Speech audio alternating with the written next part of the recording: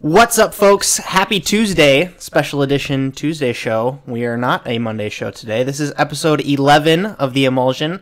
I'm your host, Justin Khanna, and just in case this is your first time joining us, this is a little show where I chat chef and restaurant and food stuff that basically mattered to me in the last week or so.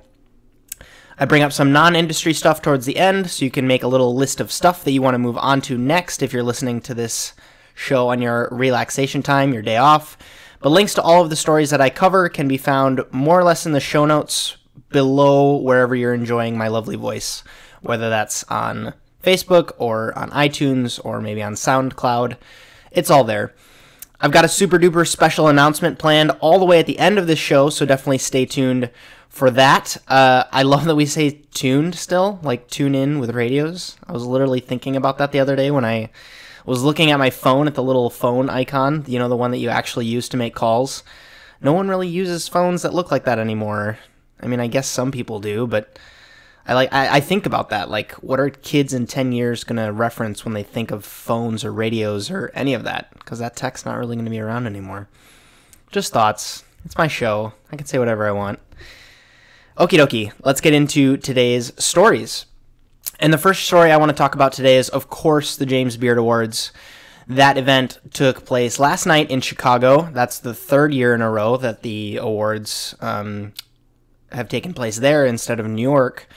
The Oscars of food, more or less, is what they're called, and for good reason. There's trophies and black ties and clinking champagne flutes and a red carpet. And, of course, that's all in the name of recognition for everyone's hard work. We've covered that a ton on this show, kind of leading up to it. Not only the semifinalists, but the initial nominations, and then the finalists, and now, of course, the awards have happened. So that's great. We can cover that once more, bring it a little bit full circle. I coincidentally think I was actually in Chicago this past weekend for a wedding. We got back last evening while the awards were happening. Landed and saw all of the award winners. Pretty sure I saw Matt Peters, the winner of the gold in Book Store, hop into a cab while we were there on Michigan Avenue. I'm not 100% sure if that was true, but regardless, I did not, of course, attend the awards. I'm not that cool, or I didn't really have anything included with anyone involved. I was just there to celebrate a great friend of mine's wedding. So that was amazing. Had a great brunch at the spot called Cafe Marie Jeanne. Had a ridiculously bad amount of Shake Shack, which, you know, I'm not going to apologize for. And I drank a lot of really nice wine at the wedding from Napa. So no complaints on my end, but back to the awards. The link in the show notes for you guys is the official article. It has the official press release on it, and it's the article that Eater first published, and that's, I mean, I researched this story on a bunch of other different news outlets. They actually surprisingly covered it better than any of the other big media sources, but they also released a really nice handy-dandy guide to awards. I'm not 100% sure if that's exactly what they're calling it, but it's linked up for your convenience. And to quote that, which is similar to a segment we actually did on this show a few weeks ago in anticipation of these awards, just to remind you how the winners are selected, it's, quote, by a panel of 567 or so judges who vote online. Of those judges, 300 are previous chef and restaurant award winners, 250 are regional panelists, and 17 are members of the Senior Restaurant Award Winners Committee. Now, with that out of the way, let's get into who won what. In rapid-fire style.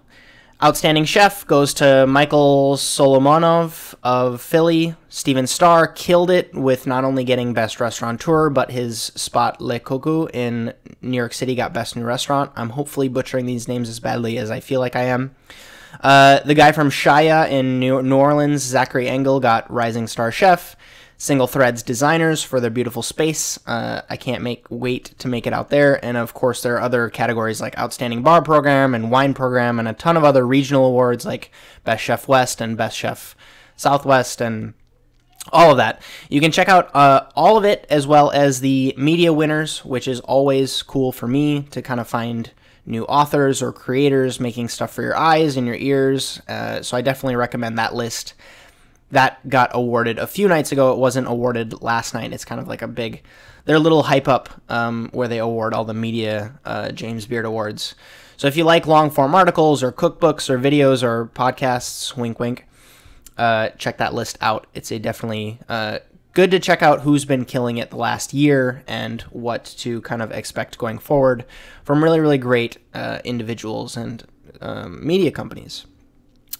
Big shockers of the night. This is something that even the big media outlets were covering, so I wanted to talk about it. I want to go deeper into it, just to kind of like, there needs to be more conversation on both of these two topics. So Rick Bayless's Topolobampo won Outstanding Restaurant. That was a shock to some people because it beat out places like Momofuku Noodle Bar and Quince from San Francisco. So just a disclaimer, I've eaten at all three of those places. So Momofuku, Topolobampo, and Quince. And if you look at the nomination subtitle for the award that Topolobampo won, which is Outstanding Restaurant, it states, quote, "A restaurant in the United States that serves as a national standard bearer of consistent quality and excellence in food, atmosphere, and service. Eligible restaurants must have been in operation for 10 or more consecutive years." So the restaurants that were nominated include Frasca Food and Wine in Boulder, Colorado, Highlands Bar and Grill in Birmingham, Alabama, Momofuku Noodle Bar, Quince, The Spotted Pig, and Topolobampo. So let's break this down a little bit more. First two, I haven't been. The Boulder restaurant and the Birmingham restaurant. I haven't been to either of those cities, so I haven't had an opportunity to I can't speak for their food. However, Momofuku Noodle Bar is not a national standard bearer of consistent quality and excellence. It's tasty, but there are plenty of places around that do a better pork bun and better ramen. Not necessarily at the same place. You could argue that Ippudo is probably better. They're a chain. David Chang has built a great empire, but to me, Noodle Bar is now outstanding, at least in my very humble opinion. Spotted Pig has been on the decline, at least from the media's perspective, losing its star and getting a little bit tired with other kind of grungy style places serving up seasonal bistro style food all over New York City and all over the country. So how can you kind of differentiate yourself when it's a very replicatable model, more or less? Also, definitely not outstanding in my book, The Spotted Pig. I had a great meal there in September. I'm not 100% sure it fits the bill, though. Next, Quince. Yes, it has been around for a while, but for those of us that saw it basically grow from an upscale Italian spot to 3 Michelin stars, know that there's nothing consistent about that. They've had chef shuffles and dining team changes and atmosphere adjustments. And when you compare all these places to a restaurant that's as, number one, focused, number two, unique, and has, number three, the character of a place like Topolobampo, to me, this award makes 100% sense, and I'm not shocked at all that Topolobampo took the award last night. Their tasting menu was one of the most memorable I've ever had, and Rick Bayless continues to be a force in bringing awareness not just to Mexican food and culture, but serving it in a way that's approachable and, in my opinion, truly outstanding. So well done to him and to his team, and of course all the nominees and winners. I'm sure it was a great event. If you want more on any of these awards or any of like the processes of how people are nominated or like the prerequisites that you have to take to get an award like this, or what they mean more or less for the food industry, at least here in the US, check back to previous episodes of The Emulsion. We covered the whole thing. Tiny water break. We're going to take a water break. The second point I want to cover with this, and unfortunately it gets brought up in every single award show ever, or every list, that is the lack of female award winners. Can we start a conversation here? Can the Emulsion podcast be a source of, kind of like starting something different? I'd really, really like to hear your guys' thoughts on this, because to me, it's become this really tired thing that at this point just keeps getting brought up for the sake of clicks, in my opinion. Like, you write an article about your outrage that there's not enough female chefs, or that they don't get a recognition, or blah, blah, blah, blah, blah, and a ton of people click on it because, of course, like, it's this problem, quote unquote, that doesn't have a solution, and it sparks a lot of debate, and people get really like emotionally invested into something like this. And Eater talks about James Beard Awards, like they bring this up. World's 50 Best talks about their award list, and they bring it up. They even have a best female chef type like award that they give out every single year, and everybody gets all whatever about it. But you don't hear about it so much with the Michelin Guide. And to me, that is where the interesting point is, right? No one writes an article about, quote, like, why there aren't more why there aren't more Michelin-starred female-run restaurants, right? You've never seen an article like that. What I have seen, I guess, in a little bit of research that I did, I tried to copy and paste that into Google to try to find something similar, but there's an article related to the topic by Bloomberg. Keep in mind it was from 2014, written by Ryan Sutton. I'm not entirely sure it's the same Ryan Sutton that writes for Eater, but it might be. I've linked it up in the show notes. A lot of good input from cooks and owners, and a lot of interesting statistics relating to maternity leave and salary gaps and the percentage of restaurants run by females. And of course, there's that piece that you probably saw kind of floating around about that restaurant in Belgium it was run by all female chefs, and they got a Michelin star, but then they tried to give it back because they didn't want people's expectations to be unrealistic. You remember that, right? Well, what I'm saying, and my point here is there's got to be another conversation. And I want to start that here, and I want to kind of get your input. I think we should look at it very objectively, fairly, and equally. And let's start with saying there's a lot of restaurants out there, right? And yes, there's a lot of females working in this industry, but to operate at the highest level and to do it consistently, there's a lot of work involved, a lot of manual work and a lot of politics and a lot of managing.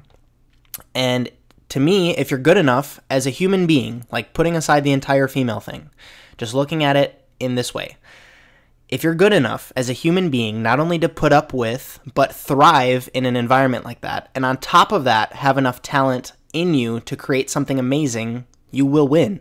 There's no, like, I'd be interested to kind of like hear a counter argument to that, because if you satisfy all of those things, you can put up with everything that comes with running a restaurant, and you have the talent to create something amazing, I think you will win. Now, are you put at a disadvantage as a female because you can't maybe lift as much as that male colleague of yours, and you maybe lose a little bit of prep time getting your produce up the stairs? Maybe. Work out and get stronger. Do you know what I mean? Like, do your male colleagues respect you less because you've got a ponytail and like putting mascara on? The solution there is just have higher standards than them and hold them to those standards. I've worked with some pretty fucking terrifying females in kitchens who I respected way more than their male station partners. And for those reasons, they were straight up better than me. You can't argue with results. If there's someone who is just genetically built better for the job than you are, you have two choices. You can bitch and complain about it, or you can put in the work to be better than them.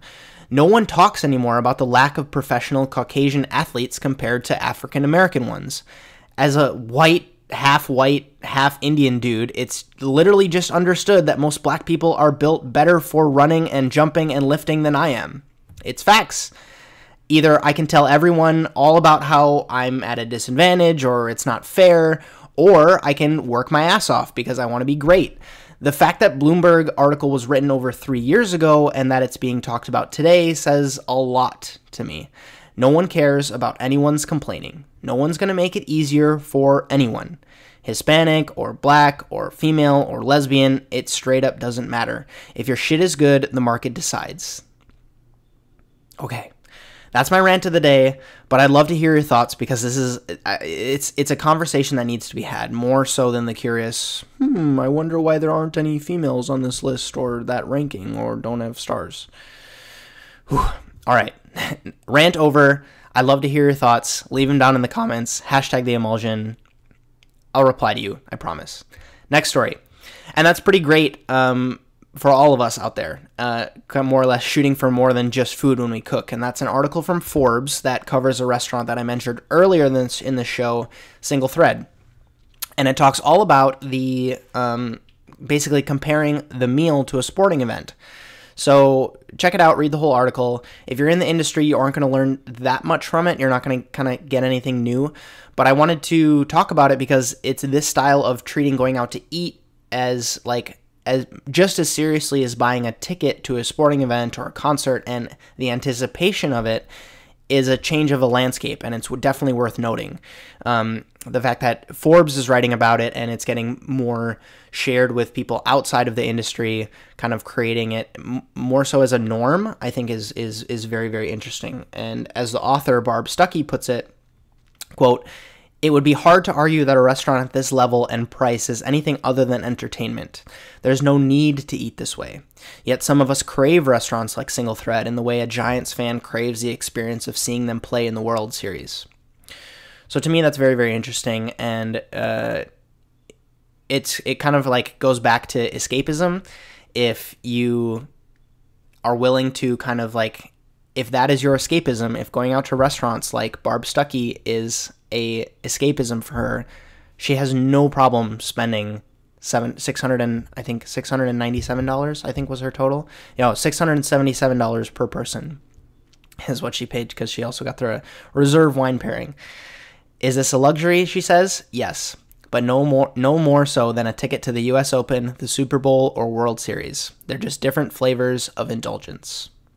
So that's great for us that want that, for us that shoot for that, for us that strive for that, and see it as an opportunity more so than a change or a bad change, or, being romantic about the old school restaurant mindset. Next up, I've got some exciting news from the Alinea Group, a company that we talk about very often on the show. Not because I'm a fanboy. I've admittedly said that, maybe I am a little bit of a fanboy, but if we look at it very objectively, they're fucking doing it. And even if you don't like the modernist cuisine or Hollywood-based tasting menus or anti-griddles, you should pay attention to how they operate their business. This story comes off of their newest book, based off of the Aviary, their game-changing bar, now open in Chicago, and also scheduled to open this summer in New York City. We've covered that on the show before. But why we're talking about it is that they kickstarted a cookbook. I guess you could maybe call it a cocktail book, because it's based on this game-changing bar that they have. And congratulations to them. They surpassed their target goal of $50,000 in less than 24 hours on this Kickstarter of theirs. I'm going to quickly refresh my page so I can give you the latest up-to-date dollar amount that they've pledged. $81,501 pledged of the $50,000 goal, 722 backers, and there's literally 28 days left to do it. They did a 30-day Kickstarter, started it yesterday, and before the day's end, they had already reached their goal. So great news for them. It's super smart. They've no doubt covered all of their costs of the book itself, as well as offered some pretty interesting perks. They have a porthole package where you can get a book as well as the kind of very, very famous porthole service piece. You can get large-scale art prints from the book that are more or less mountable. You can hang them on your wall.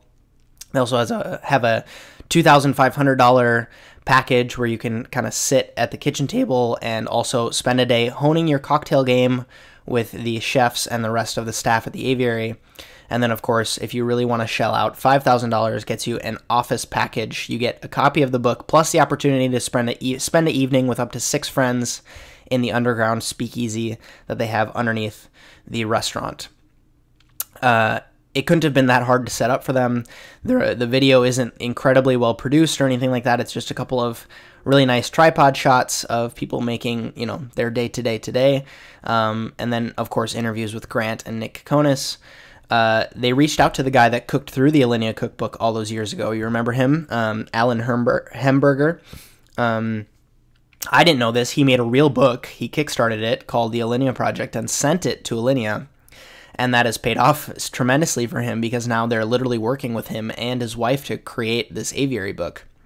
So it's large format, high quality photography, very modernist cuisine looking, but with the intention of being able to actually use all of the recipes in there. Not that modernist cuisine wasn't like that.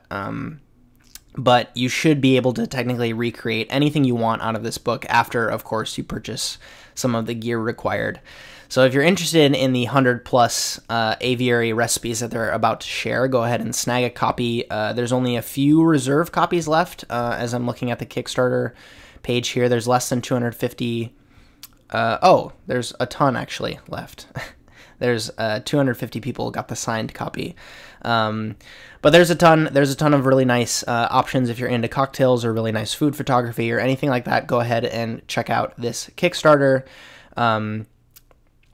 Where was I? Definitely impressed by the marketing, the transparency, and overall the use of the internet to crush a project like this. They're super smart. If you're awesome and follow me on Instagram, you might have seen I actually, I guess, drank. You could say, I was going to say ate, but drank at the aviary this past Sunday evening, and the photo that they're actually using for the thumbnail of this Kickstarter video was a cocktail that I ordered called Panda's Last Word, a play on a last word cocktail, which is one of my favorites, but they make it with pisco. I thoroughly enjoyed that drink and all the tiny little boozy ice cubes that came with it. If you want more cool stories like that or any food-related stuff, go ahead and follow me on my Instagram, Justin Khanna, one giant word. Wow, Justin, great transition into personal plug time. We are still not sponsored on this show, so I get to do some cool shout-outs on some other content that I create outside of this podcast. So last up is going to be the time when I leave you with some cool stuff to check out, not only from me, but some non-industry related stuff. And yes, this is all maybe a little bit industry related this week, but nonetheless something to check out. First up is my little trailer / recap, I guess you could call it, from a pop-up that I did at a place called Whisk, a cooking class space here in Bellevue, a neighborhood just outside of Seattle. And it was a really great evening. I was super happy with all the food and the fact that we got a lot of content with it as well. A good buddy of mine did some photos, did some video stuff, and I chopped it all down to a basically less than 2-minute video for a 9-course tasting menu. So definitely check that out. It doesn't take up too much of your time. Plus you can see kind of what I've been up to. I've also got one more little DOD video, Dish of the Day video coming out about that evening, dropping this week sometime, so stay tuned for that. As well, I've also been having a blast on Instagram. I already mentioned that already, but again, if you aren't following there, make sure you do so you can stay up to date. That's more or less my place where I post as much as possible. Okay, so this last story, Katy Perry, America's favorite. Is she the favorite? Who else would be the favorite? Beyonce, maybe? Well, one of America's favorite pop stars released a song with Migos called Bon Appetit, and the lyrics are hilarious.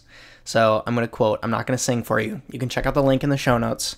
You could use some sugar, because your levels ain't right. I'm a 5-star Michelin, a Kobe flown in. You want what I'm cooking, boy. Oh, geez. I didn't flow that very well. But, Katy, I'd really like you to tell me the last 5 Michelin star spot you've been to, because, you know, she's taken it 2 stars too high. But we're definitely going full circle on that female chef story. Cue the siren noises on that. Check the whole song out. It's a good time. It's linked in the show notes. As always, that can be your next move. But with that, this has been episode 11 of The Emulsion. And regardless of if you've been watching here live on Facebook or if you're on the podcast on iTunes or SoundCloud, I want to thank you. Oh, Sebastian's late to the party. I want to thank you so much for watching or listening. If you've enjoyed this episode or want to be part of the conversation, I ask that you leave a comment about today's question of the day regarding anything we've covered, specifically the female chef conundrum this week. And of course, share this podcast on any of your social networks. I know there's someone you work with that could use a little bit more industry knowledge in their life. Go ahead and tag me or use hashtag the emulsion and I'll be sure to say hi. Oh yeah, that special announcement. So I've decided next week's show is going to be an interview show. I can't say who yet. I've got a few guests that I like to get in on the calendar going forward, but I just wanted to share that with you because I'm excited to get some awesome people on the show and chat. If you haven't checked out Dave Hadley's episode, that was more or less an hour-long chat bonanza. We talked a bunch of cool stuff.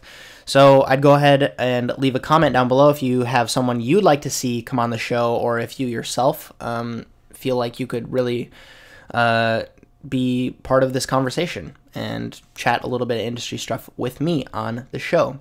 So I'm looking forward to hearing from all of you, of course. Thanks in advance. I'm Justin Khanna. Have a good one.